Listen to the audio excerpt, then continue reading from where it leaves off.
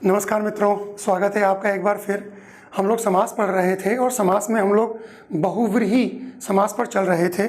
और जो बहुव्रीहि समास है, उस बहुव्रीहि समास के अंदर हम लोगों ने वाग्देवी, वाक की देवी के बारे में बात की थी। अगला उदाहरण लेते हैं इसमें बिना अपना समय गंवाए हुए। अंजनी सुत, सुत कहते हैं पुत्र को। देखो मित्रों, सूत, सूत का मतलब क्या हो गया? कॉटन का धागा हो गया। सूत का मतलब क्या हो गया? सारथी हो गया। लेकिन सुत का मतलब क्या हो गया? पुत्र। ये जो मैं आपको अलग अलग शब्द बताऊंगा बीच बीच में, आप इन शब्दों को भी नोट करते चला करो, जो नया शब्द मैं आपको देता हूं, ताकि आप लोगों को कन्फ्यूजन ना रहे। सूत, सुत, ठीक है। अंजनी सुत, अंजनी का सुत यानी पुत्र है, जो वह कौन?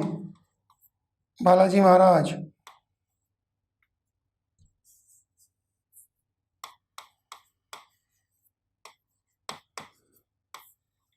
हनुमान, है ना। चलिए, अच्छा कोई बताएगा? बताओगे तो कैसे? अपने आप ही जवाब दे लो कि हनुमान जी को बजरंग क्यों बोलते हैं? बजरंग बोलते हैं ना, बजरंग बली की जय। तो बजरंग शब्द क्यों बोलते हैं? इसका जो भी जवाब है अपनी अपनी कॉपी पे लिख लो आप, ताकि आपको ध्यान रहे कि आपने ये उत्तर चुना था। और एक शब्द मैं यहाँ पर लिख रहा हूँ, इसका समास विग्रह करेंगे। वज्र के समान अंग हैं, जिनके वह कौन? हनुमान। हनुमान जी के वज्र के समान अंग हैं, वज्रांग। और इसी वज्रांग का तद्भव रूप है बजरंग। तो बजरंग बली क्यों कहते हैं? क्योंकि वज्रांग हैं वो, उनके अंग वज्र के समान हैं। कपीश्वर, कपीश्वर,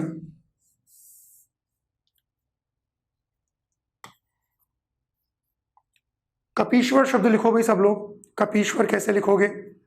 कपी छोटी की मात्रा और ईश्वर क्या बनेगा? प पे बड़ी मात्रा आ जाएगी, कपीश्वर। जबकि कपी में कौन सी मात्रा होती है? छोटी।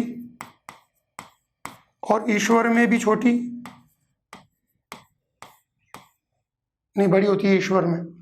तो कपि और ईश्वर क्या बना? कपीश्वर, बड़ी मात्रा।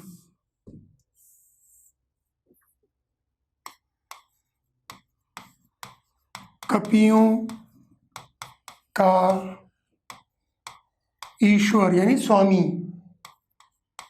है, जो वह कौन? हनुमान। ठीक है। अगला है गिरिधारी।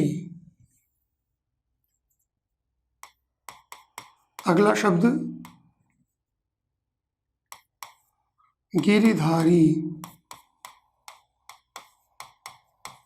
गिरि को धारण करने वाला है, जो वह कौन? श्री कृष्ण। चलिए, गोपीनाथ।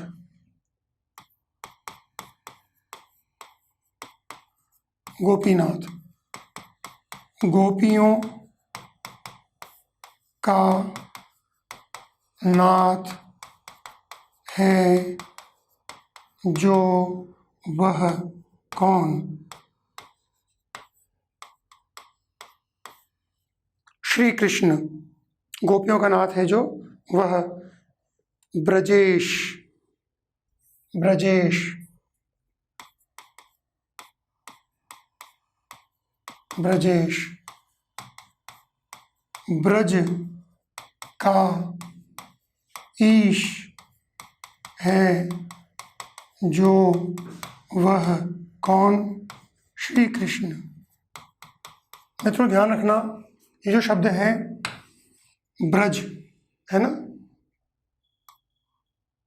और एक शब्द हो गया ये ब्रिज। तो ब्रिज होता है या ब्रज होता है, तो इस बात को हमेशा ध्यान रखना, ब्रिज कोई शब्द नहीं होता, ब्रिज भाषा नहीं होता, ब्रज भाषा होता है। ब्रिज प्रदेश नहीं होता, ब्रज प्रदेश होता है। ब्रिजेश नहीं होता, ब्रजेश होता है। यानी ब्रिज नाम का कोई शब्द नहीं है। ठीक है ना। चलिए अगला पद्मनाभ। अगला शब्द है पद्मनाभ। पद्मनाभ। पद्म है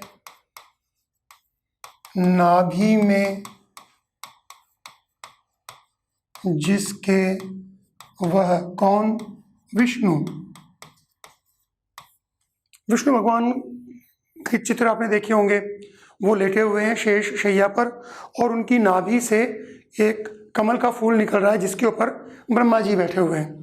तो पद्मनाभ, पद्म है नाभि में जिसके वह।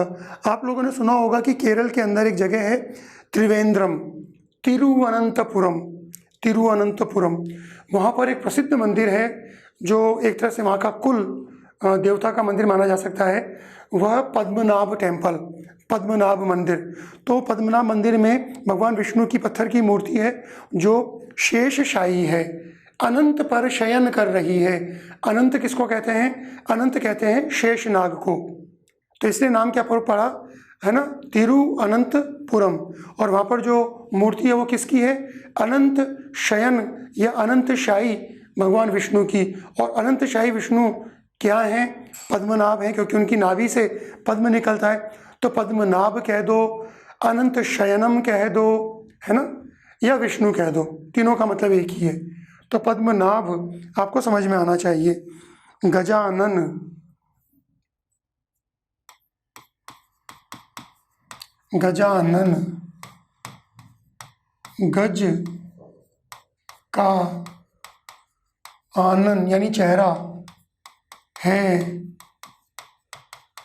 जिसके वह कौन? गणेश जी, गणेश जी गजानन, है ना। लंबोदर,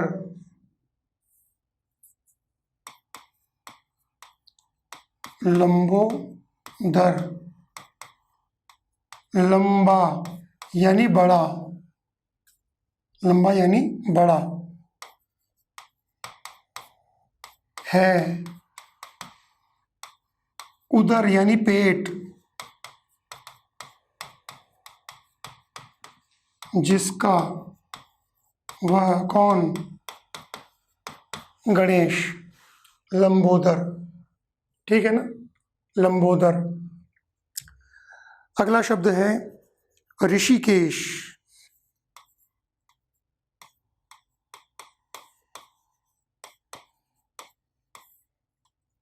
देखो बिल्कुल साफ साफ लिखा है, ह के अंदर री ऋषि है, ऋषिकेश।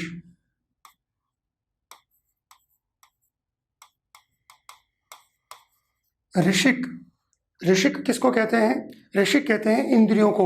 हमारे जो हाथ पांव, ज्ञानेंद्रियां, जितनी भी इंद्रियां हैं, इन सारी इंद्रियों को हम लोग क्या कहेंगे? इनको कहेंगे ऋषिक।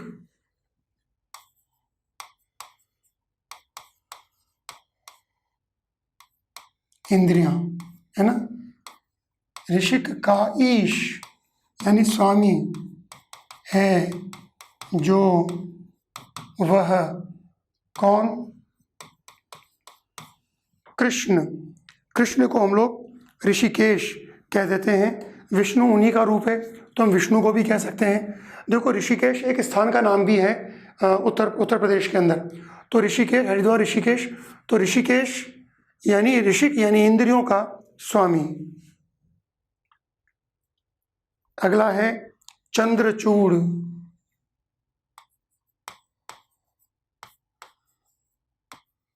चंद्रचूड़,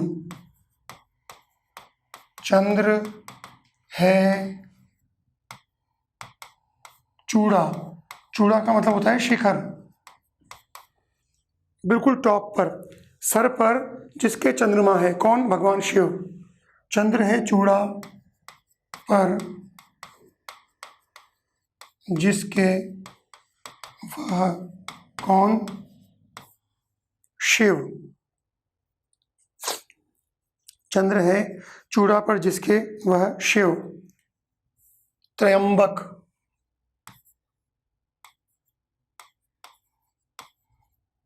त्रयंबक, त्रयंबक मतलब तीन अंबक, अंबक कहते हैं नेत्रों को, तीन है अंबक यानी नेत्र जिसके, वह शिव। देखो मित्रों, एक मुहावरा है, आंखें चार करना। क्या मतलब निकलता है? आंखें चार करने का मतलब प्रेमी, प्रेम करना। दो आंखें प्रेमी की और दो आंखें प्रेमिका की, ये दोनों जब एक दूसरे की तरफ देखेंगे तो इसको क्या बोलते हैं? आंखें चार करना यानी प्रेम करना। और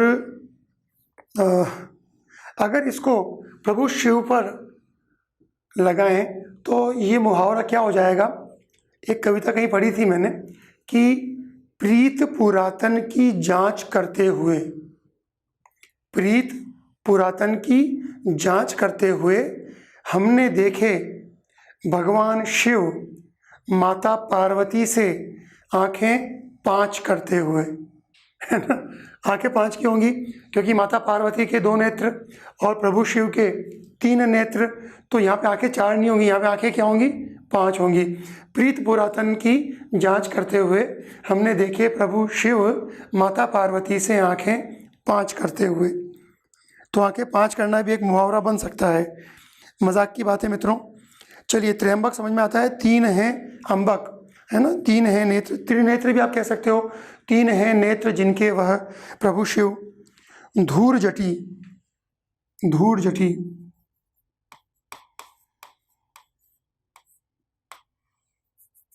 ठीक है, धूर जटी। धूर जटी का मतलब क्या निकलता है?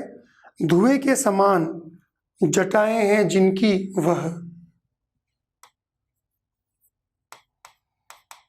धुएं के समान जटाएं हैं जिसकी या जिनकी, वह कौन? शिव। चलिए, धूर जटी। मयूर वाहन,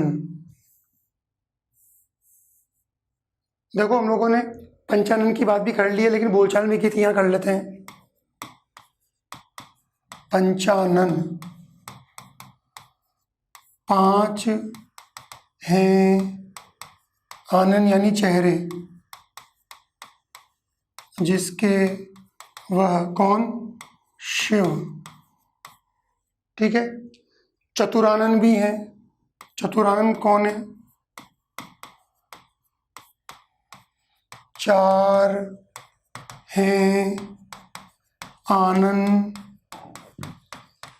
जिसके, वह कौन? ब्रह्मा जी, ब्रह्मा जी, है ना? और ब्रह्मा जी का मंदिर कहाँ पर है? राजस्थान के अंदर ब्रह्मा जी का प्रसिद्ध मंदिर है पुष्कर के अंदर, चतुरानन। अब एक लेते हैं हम लोग षडानन, षडानन क्या बना? षट यानी छह है आनन जिसके, वह कौन?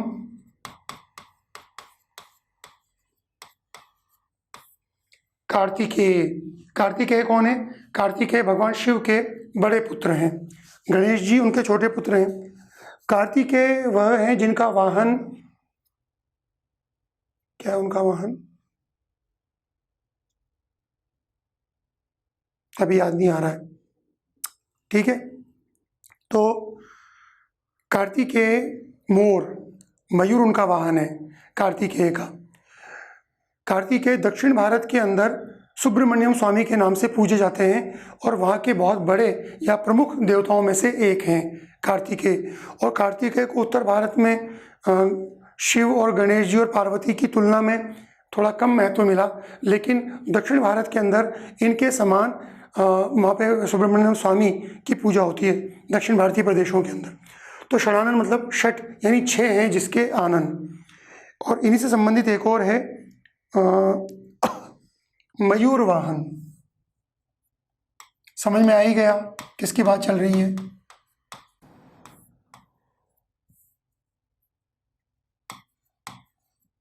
मयूर है वाहन जिसका वह कौन, कार्तिकेय, कार्तिकेय।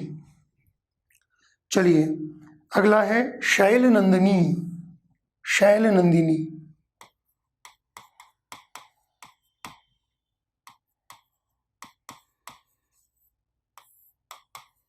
शैल यानी पर्वत,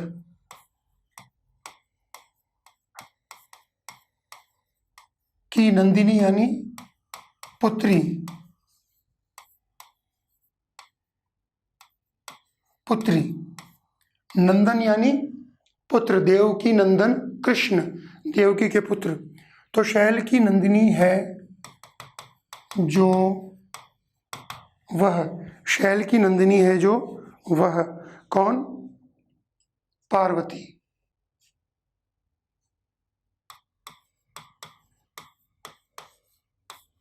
पार्वती।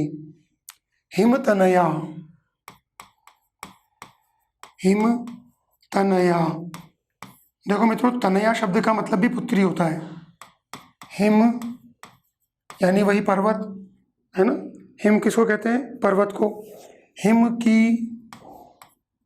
तनया, तनया का मतलब क्या हुआ, पुत्री है जो वह कौन है,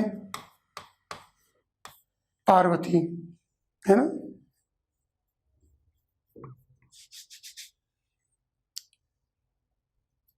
एक और लिख लेते हैं यहाँ पर, वह है दक्ष कन्या। दक्ष एक राजा का नाम है, की कन्या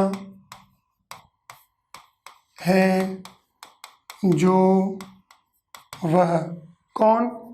अब पार्वती मत कर देना मित्रों, अब आएगा सती यानी शिव की प्रथम पत्नी।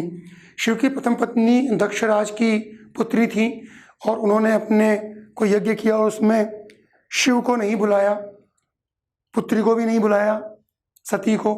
तब सती ने कहा मैं तो अपने पिता के घर जाऊंगी। तब शिव ने समझाया उनको कि देखो बिना बुलाए कहीं नहीं जाना चाहिए, बिना बुलाए कहीं जाते हैं तो अपमान होने की संभावना रहती है। तो सती ने कहा कि मेरे पिता हैं, मैं उनकी पुत्री हूँ, उनकी तनया हूँ मैं। तो पिता पुत्री का जो संबंध होता है उसमें ये निमंत्रण आमंत्रण जैसी कोई जो बाध्यता है वो नहीं रहती। तो पति के मना करने के बाद में भी, शिव के मना करने के बाद में भी सती वहाँ जाती हैं और जब वहाँ जाती है तो दक्ष उनका अपमान करता है। उनका अपमान कैसे करता है कि तुम्हारे शिव अघोरी टाइप के हैं, तुम्हारे शिव को वस्त्र पहनने का है ना वो जो वो है परंपरा वो उनको पता नहीं है, वो नागों के साथ में लिपटे रहते हैं वगैरह वगैरह, यानी शिव की आलोचना की। और सती को लगा कि मेरे पति की आलोचना की और इसका कारण बनी मैं, अगर मैं यहाँ नहीं आती तो मेरे पति की आलोचना नहीं होती। इसलिए उस आत्मग्लानि से वो ग्रसित हुई और उन्होंने वहीं वो जो यज्ञ की अग्नि थी उसमें अपने आप को समर्पित कर दिया और वो वहाँ पर भस्म हो गई, सती हो गई।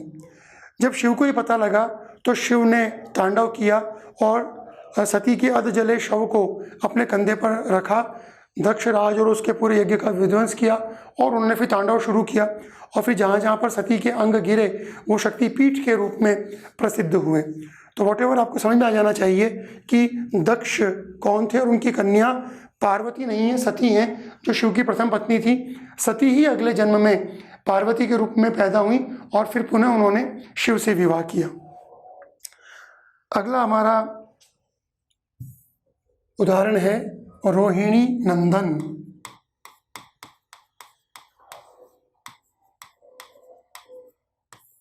रोहिणी नंदन, और रोहिणी नंदन कौन है साहब बताइए?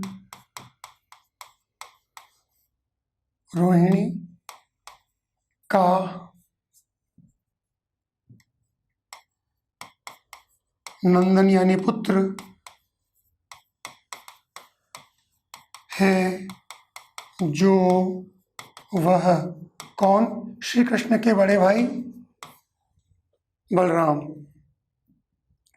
रघुपति, रघुपति राघव राजा राम। तो रघु कुल या वंश का पति यानी स्वामी श्रेष्ठ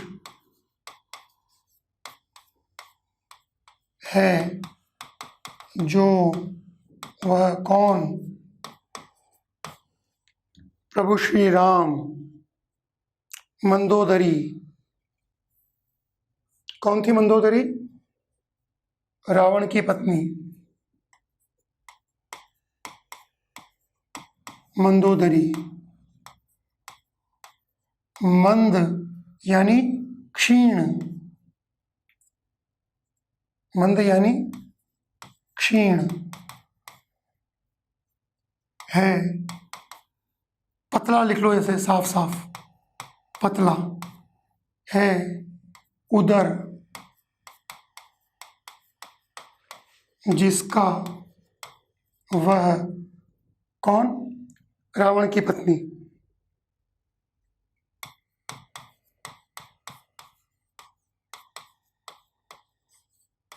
मंदोदरी क्यों कहा उसको?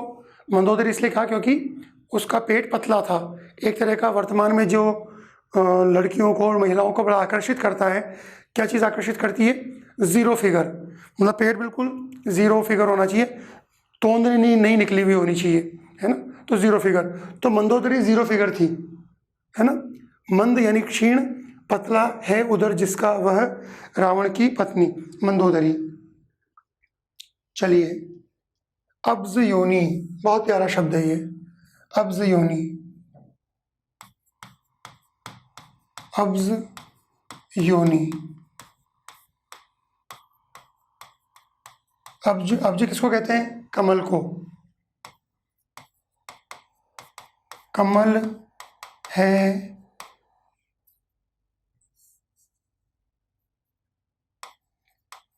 अब्ज की योनि से उत्पन्न है जो वह, मतलब बालक या बालिकाएं जो होते हैं, बच्चे जो होते हैं, वो योनि से पैदा होते हैं। किसी भी जीव में जो उसके बच्चे होते हैं योनि से पैदा होते हैं। तो यह जो व्यक्ति पैदा हुआ, ये कमल यानी अब्ज से पैदा हुआ। अब्ज उसके लिए योनि बनी, है ना। अब्ज से पैदा हुआ वो कौन? ब्रह्मा जी। क्यों? क्योंकि मैंने बताया था पद्मनाभ, विष्णु के जो नाभि से जो कमल निकला, उस कमल से ब्रह्मा जी पैदा हुए। तो वो जो कमल है वो ब्रह्मा जी के लिए योनि हो गया, तो अब्ज योनि ब्रह्मा जी।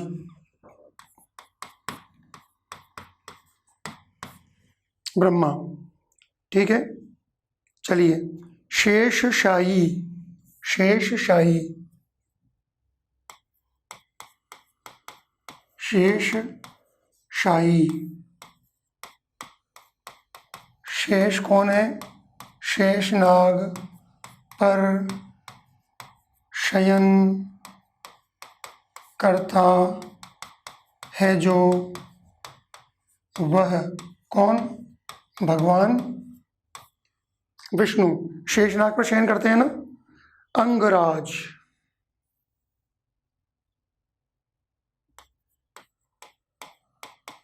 अंगराज। अंग ये स्थान का नाम है। अंग देश का राजा है जो वह कौन? प्रथम कुंती पुत्र कर्ण। प्रथम कुंती पुत्र।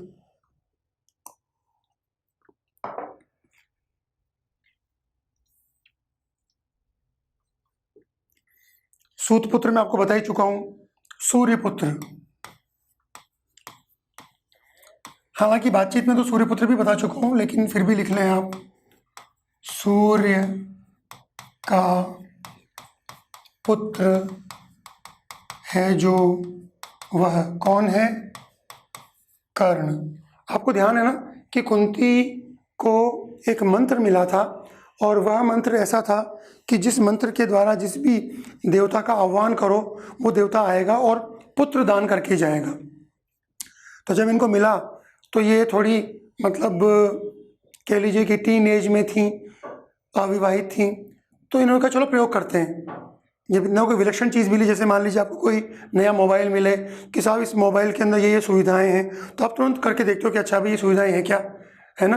केवल आवाज़ से ये फ़ोन लगा देता है कि चलो फ़ोन, है ना, मेरे मित्र को अशोक को फ़ोन लगाओ, तो आपकी आवाज़ सुन के वो फ़ोन अशोक को फ़ोन लगा देगा, तो आप प्रयोग करोगे उसका। तो ऐसे ही कुंती ने भी प्रयोग किया।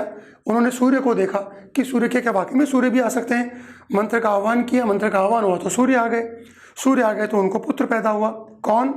कर्ण। तो सूर्य का पुत्र है जो वह कर्ण।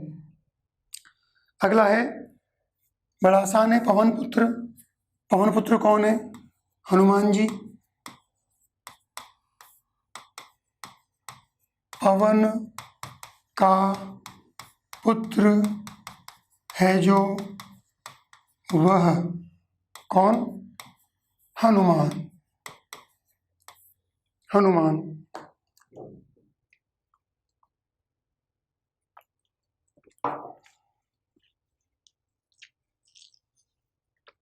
चलिए अगला लेते हैं, आशुतोष। ये शायद मैंने पहले भी बताया है आपको, लेकिन वो सिर्फ बोलचाल में बताया है। आशुतोष। आशु का मतलब क्या होता है? शीघ्र। शीघ्र। तोष मतलब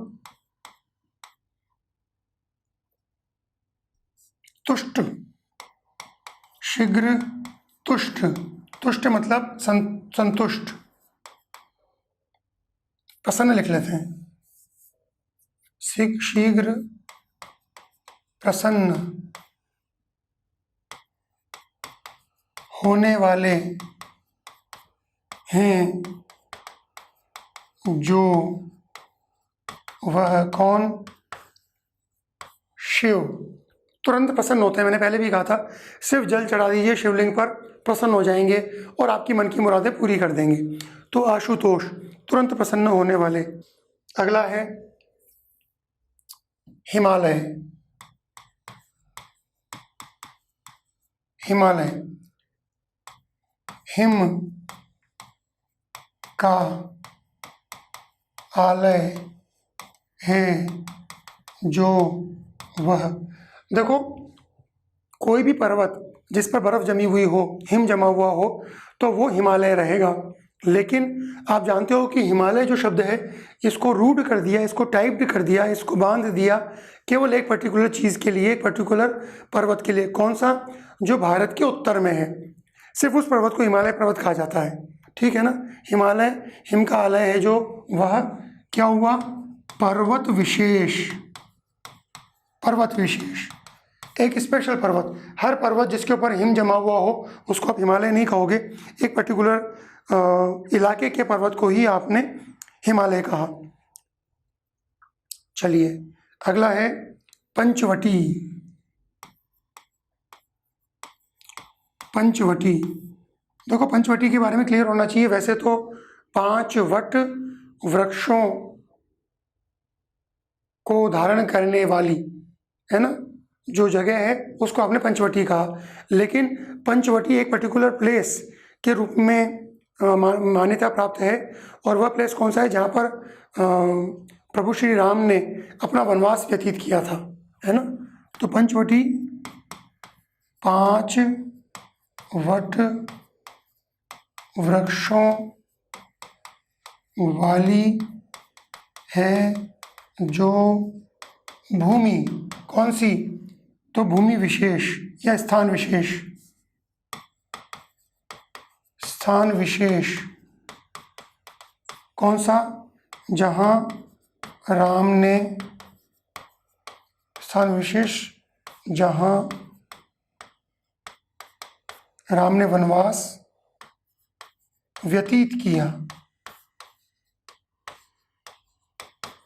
वो जो स्थान विशेष है उस स्थान विशेष को आपने पंचवटी कहा। ठीक है, अगला है सहस्राक्ष।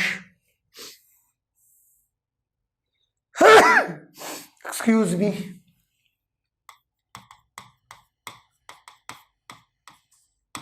सहस्राक्ष,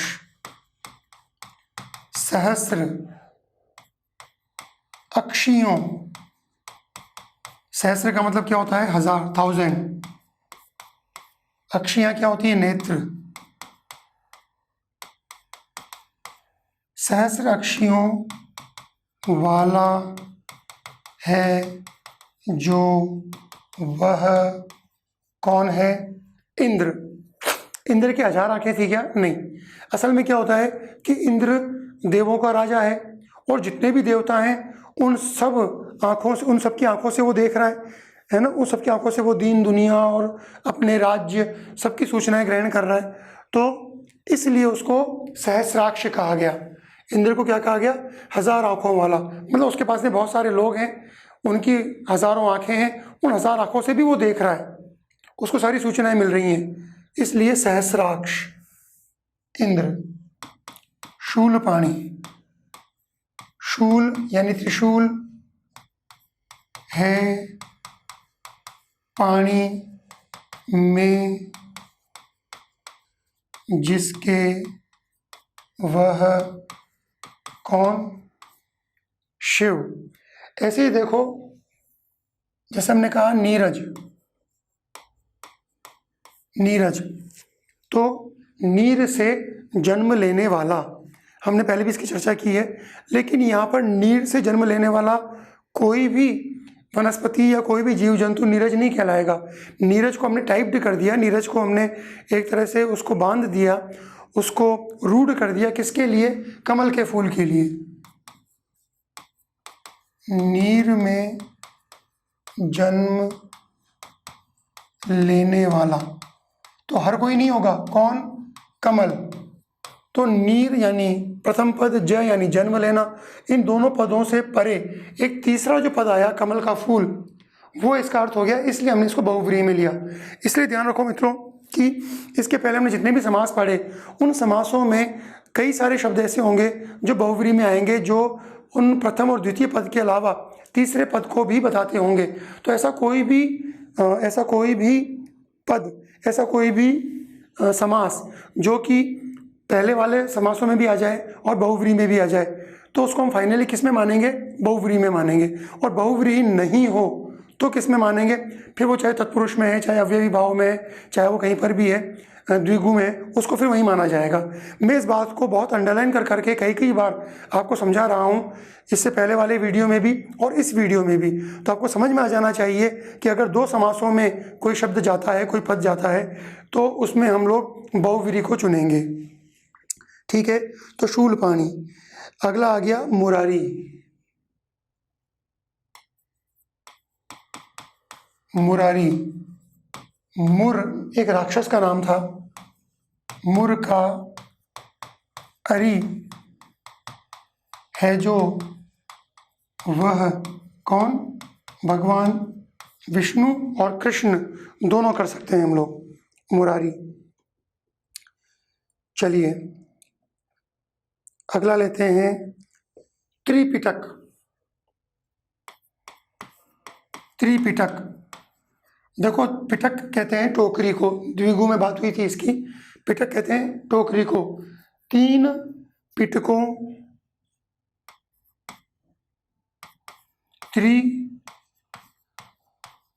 त्रिपिटकों का समूह। किसको कहा आपने? बौद्ध ग्रंथों को। वैसे तो 3 टोकरियाँ कोई सी भी हों, 3 टोकरियाँ हों जिनमें फल, सब्जी और कुछ और चीज़ें रखी हुई हैं, तो 3 पिटक तो वो भी होगी, लेकिन त्रिपिटक आप इनको नहीं कहोगे, 3 टोकरियाँ आप इनको नहीं कहोगे। त्रिपिटक क्या हो गया कि बौद्ध संप्रदाय के ग्रंथ। तो इसलिए कि किस में जाएगा ये, क्योंकि दोनों पदों का अर्थ गौण हो गया, खत्म हो गया। तीसरा पद महत्वपूर्ण हो गया, बौद्ध ग्रंथ, है ना, तो इसलिए हमने इसको बहुव्रीहि में रखा। बौद्ध ग्रंथ, है ना, वो त्रिपिटक कहलाते हैं। चलिए अगला है नवग्रह। देखा जाए तो द्विगु में रखा जाना चाहिए इसको, नवग्रह। नवग्रह, है ना, कोई से भी 9 ग्रह ले सकते हैं, बहुत सारे ग्रह हैं, लेकिन मंगल इत्यादि जो केवल 9 प्रकार के पर्टिकुलर ग्रह हैं उन्हीं की बात चल रही है। सूर्य, मंगल इत्यादि, लेकिन केवल 9 ग्रह नहीं है ये। और वैसे भी देखा जाए तो सूर्य ग्रह नहीं है। क्या सूर्य को ग्रह कह सकते हैं हम लोग? नहीं, सूर्य तो तारा है, ग्रह तो है ही नहीं, वो स्टार है वो। तो फिर भी हमने नवग्रह में क्या किया, सूर्य, मंगल इत्यादि जो ग्रह थे, है ना, उनको, उन पर्टिकुलर 9 को ही माना। उन 9 के अलावा बाकी कई सारे ग्रह हैं, वो भी नवग्रह में आ सकते हैं। 9 तो कोई से भी ग्रह हो सकते हैं, 1 2 3 4 कोई से भी 9 गिन लीजिए, लेकिन नवग्रह में हमने केवल और केवल सूर्य, मंगल इत्यादि 9 ग्रहों के समूह को माना, इसलिए हमने इसको इसमें रखा, किसमें? बहुव्रीहि में। ऐसे एक शब्द आता है नवरात्र। क्या मतलब हुआ? 9 रात्रियां। लेकिन ये सामान्य 9 रात्रियां नहीं है, ये केवल चैत्र माह में आने वाली और आसोज यानी अश्विनी माह में आने वाली वो पर्टिकुलर 9 रात्रियां हैं जिसमें देवी की उपासना की जाती है, देवी की आराधना की जाती है। शक्ति संप्रदाय के लोग उसमें विशेष रूप से उपासना करते हैं। तो नवरात्र का मतलब क्या हुआ? नवरात्र का मतलब यहाँ पर एक, न तो नव यानी 9 और रात्र मतलब रात्रियाँ, इन दोनों पदों से कोई अर्थ निकल कर नहीं आ रहा है। हमने इस समूह को, इस पद को एक पर्टिकुलर चीज़ के लिए, पर्टिकुलर काल के लिए टाइप्ड कर दिया, उसको हमने बांध दिया। किसके लिए? आसोज या अश्विन और चैत्र माह में आने वाली रात्रियों के लिए। चैत्र, आश्विन माह में शक्ति से संबंधित यानी देवी से संबंधित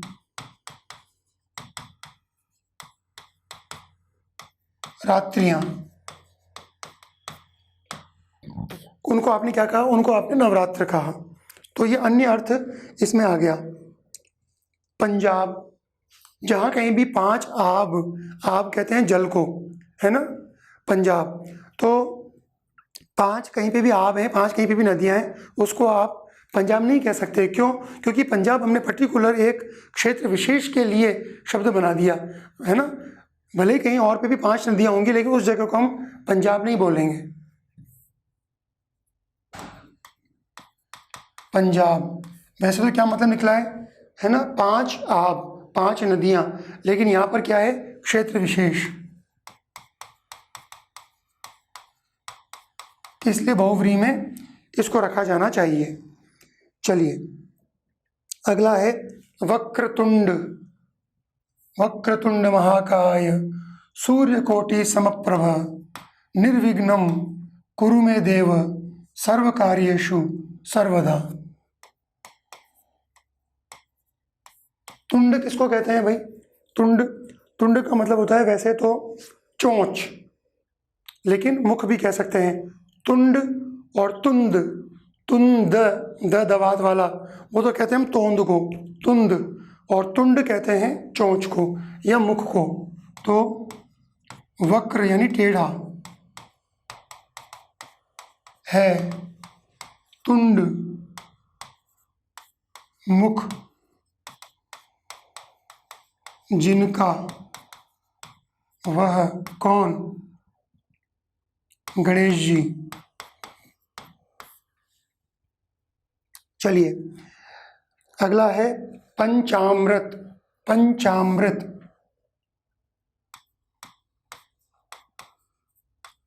पंचामृत, देखो 5 अमृत, 5 अमृतों का समूह। वैसे तो हम इसको द्विगु में रख सकते हैं, लेकिन हमने पंचामृत किसको कहा? कोई भी 5 चीज़ें, 5 अमृत, 5 प्रकार के तत्व मिलाकर जो पेय पदार्थ या जो भोज्य पदार्थ बनाया जा रहा है वो पंचामृत नहीं है। इसमें घी, दूध, दही, शक्कर, है ना, मिश्री भी आ सकती है, और शहद, इनका जो समूह है सिर्फ उसी को आपने कहा, है ना, का समूह, यानी भोग विशेष। हम भगवान को जो चीज़ चढ़ाते हैं वो क्या कहलाता है? भोग, कि भगवान के भोग लगा रहे हैं, तो भोग विशेष, है ना, वो पंचामृत कहलाता है। इसलिए हमने इसको यहाँ रखा बहुव्रीहि में। अब आपको समझ में आ रहा होगा कि कई सारे समास जो हम पहले पढ़ चुके हैं वो सारे इधर भी अगर आए तो हम बहुव्रीहि ही मानेंगे। अष्टाध्यायी पहले चर्चा हो चुकी है इसके बारे में।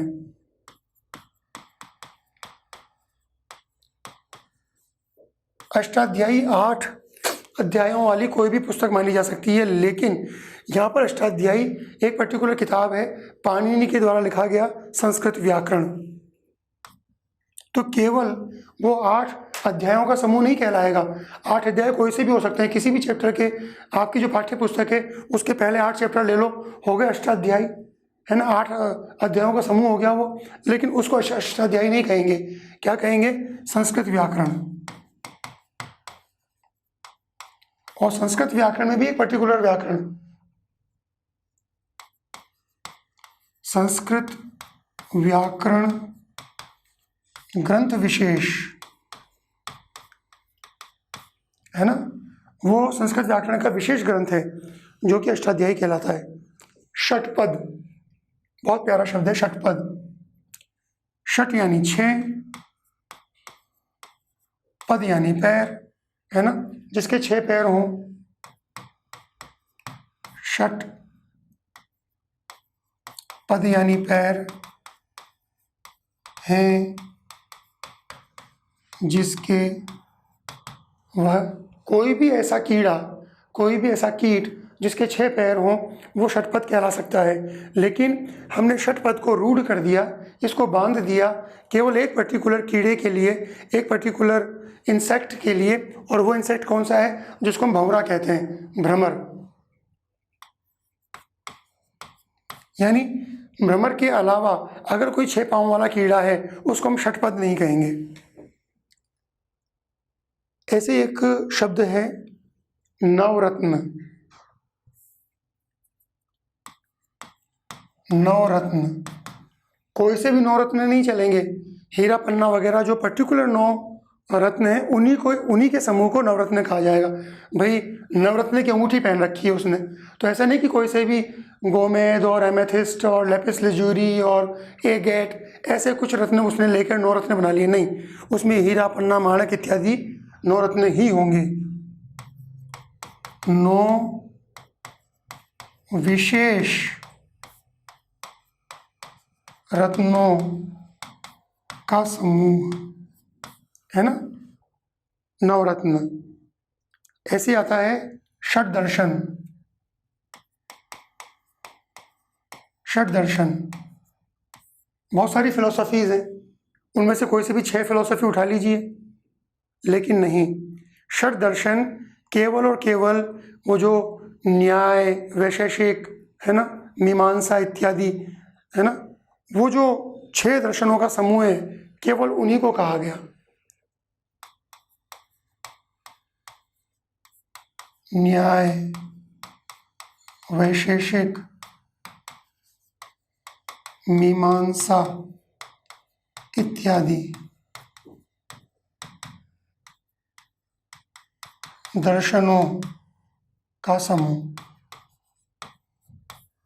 ठीक है, चलिए अगला शब्द लेते हैं अष्टछाप। अगला शब्द है अष्टछाप। हिंदी साहित्य के विद्यार्थी जानते हैं इसको। देखो हिंदी साहित्य के अंदर हम लोग भक्ति काल पढ़ते हैं, भक्ति काल के अंदर भी हम सगुण भक्ति पढ़ते हैं, सगुण भक्ति में भी हम कृष्ण की भक्ति पढ़ते हैं, और कृष्ण भक्ति में भी हम बहुत सारे संतों को, भक्तों को पढ़ते हैं, जिनमें से एक हैं वल्लभाचार्य। वल्लभाचार्य जी के द्वारा जो संप्रदाय चलाया गया उसको कहा गया पुष्टि मार्ग।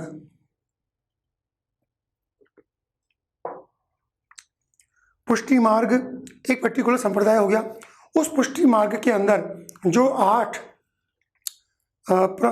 विशिष्ट भक्त माने गए, जिनमें सूरदास और छीत स्वामी इस तरह के नाम आते हैं, तो वो जितने भी 8 पर्टिकुलर भक्त हैं, उन लोगों का समूह ही अष्टछाप कहलाता है। उसके अलावा 8 अगर आप अन्य कोई कवियों का समूह ले लो, भक्तों का समूह ले लो, वो अष्टछाप नहीं कहलाएगा।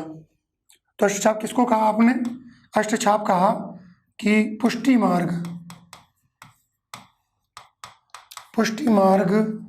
के 8 विशेष भक्त कवि, है ना, तो इनको आपने अष्टछाप के अंदर रखा। अगला शब्द है सप्तऋषि।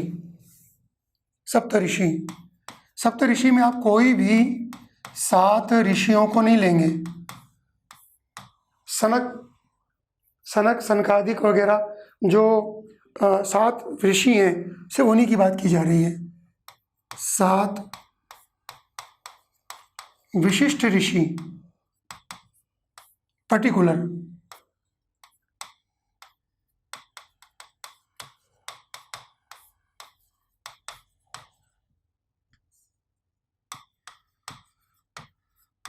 सात विशिष्ट ऋषियों का समूह सप्तऋषि कहलाएगा। अगला लेते हैं चक्षुश्रवा।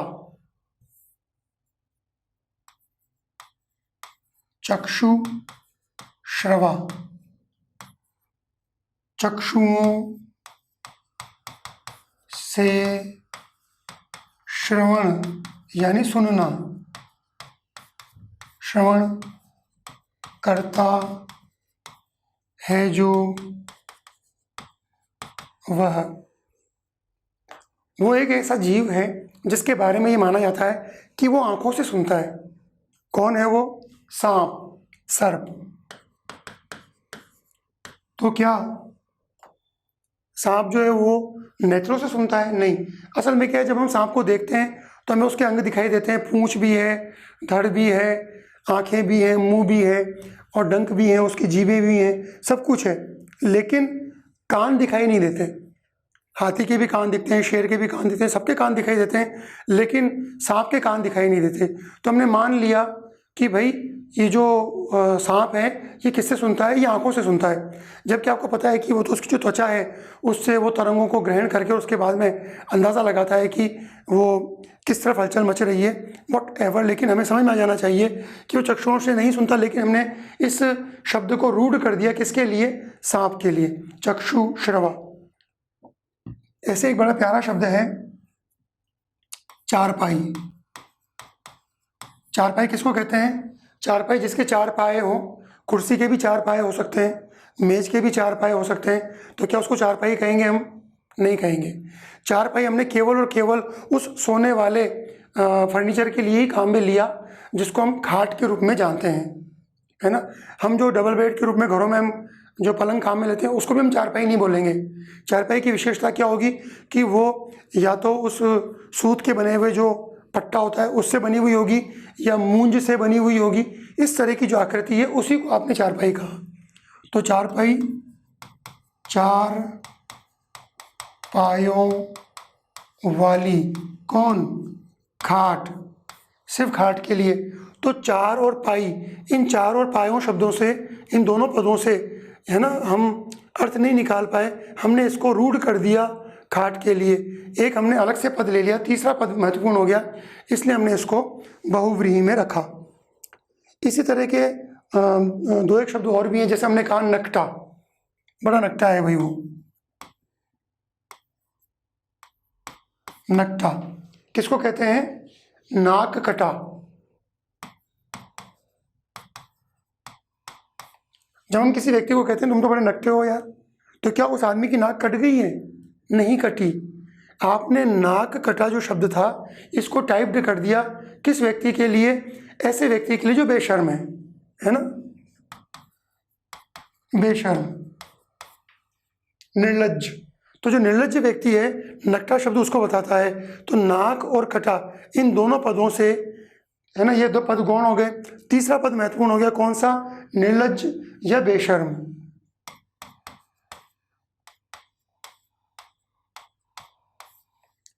ठीक है, अगला है दोगला।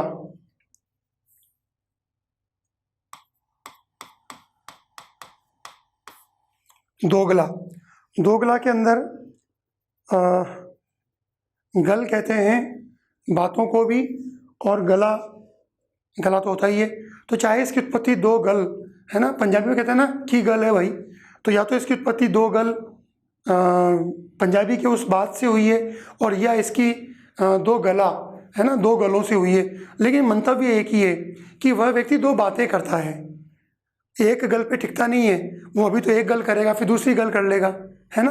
तो उसकी गल्स, उसकी जो बातें हैं वो बदलती रहती हैं। उसके उसके उसके उसके दो गले हैं, ये भी मान लेते हैं, तो भी बात वही निकल कर आती है कि इसमें ये कभी तो एक बात बोल देगा, फिर उस पर टिकेगा नहीं, फिर दूसरी बात बोल देगा। ठीक है, दो गला यानी दो बातें करने वाला, है ना, दो बातें करने वाला। तो इसको भी हम इसी में रखेंगे। और कोई शब्द जो मुझे लगता है कि महत्वपूर्ण हो? हाँ भाई, एक शब्द और भी है, त्रिफला। बड़ा प्यारा शब्द है ये। त्रिफला आयुर्वेद के अंदर एक औषधि भी है जो लिक्विड फॉर्म में भी आती है और पाउडर फॉर्म में भी आती है। क्या होता है इसमें? इसके अंदर हरड़, बहड़ और आंवला का समूह, त्रिफल, तीन फल कोई से भी हो सकते हैं, सेब ले लिया, केला ले लिया, अंगूर ले लिया, तो क्या उसको त्रिफला कहेंगे? नहीं, पर्टिकुलर ये जो तीन वनस्पतियां हैं, ये जो तीन फल हैं, इन्हीं के समूह को, इन्हीं के मिश्रण को आपने त्रिफला कहा, इसलिए त्रिफला भी इसमें आएगा बहुव्रीहि में। वैसे देखा जाए तो त्रिफला द्विगु में जाना चाहिए कि भाई तीन फलों का समूह, लेकिन यह तीन फल नहीं है, कोई से भी तीन फल नहीं है, यहाँ पर पर्टिकुलर यही तीन फल हैं। ठीक है, चलिए मित्रों, ये हमने चर्चा की है बहुव्रीहि समास की, और इसके साथ ही मैं उम्मीद करता हूँ कि हमारा समास वाला टॉपिक पूरा हो जाता है, और मैं उम्मीद करता हूँ कि आपको समास समझ में आए होंगे। देखिए मित्रों, वीडियो या ये जो दूरदर्शन टाइप की चीज़ है, ऑनलाइन क्लासेस, इनके अंदर सबसे बड़ी समस्या ये होती है कि टीचर को अज्यूम करना पड़ता है कि छात्र या छात्राएं समझ गए होंगे। तो मैं उम्मीद करता हूं कि आप लोग समझ गए होंगे, और हमारी पूरी कोशिश रहेगी कि हम ऐसा कोई सिस्टम डेवलप कर सकें जिससे आप हमें फीडबैक भी दे सकें, आपके क्वेरीज भी हम लोग शांत कर सकें। लेकिन फ़िलहाल जो मेरा बेस्ट पॉसिबल तरीका था, उसको अपनाते हुए मैंने ये कोशिश की कि हम लोग मैं आपको महसूस कर सकूं कि आप मेरे प्रत्यक्ष हैं, और मैं आपको महसूस करवा सकूं कि मैं आपके प्रत्यक्ष हूँ। हम लोग बिल्कुल आमने सामने हैं। मैं इस कोशिश में कितना सफल हूँ कितना नहीं, ये तो समय बताएगा। फिलहाल मैं इस टॉपिक को यहाँ समाप्त करता हूँ, और अगला टॉपिक जो भी होगा हमारा सिलेबस के अकॉर्डिंग ठीक ठाक सा, वो मैं टॉपिक लेकर आता हूँ। तब तक आप इन टॉपिक को रिवाइज कीजिए। अगले वीडियो में आपसे मुलाकात होगी, तब तक के लिए मुझे अनुमति दीजिए। नमस्कार।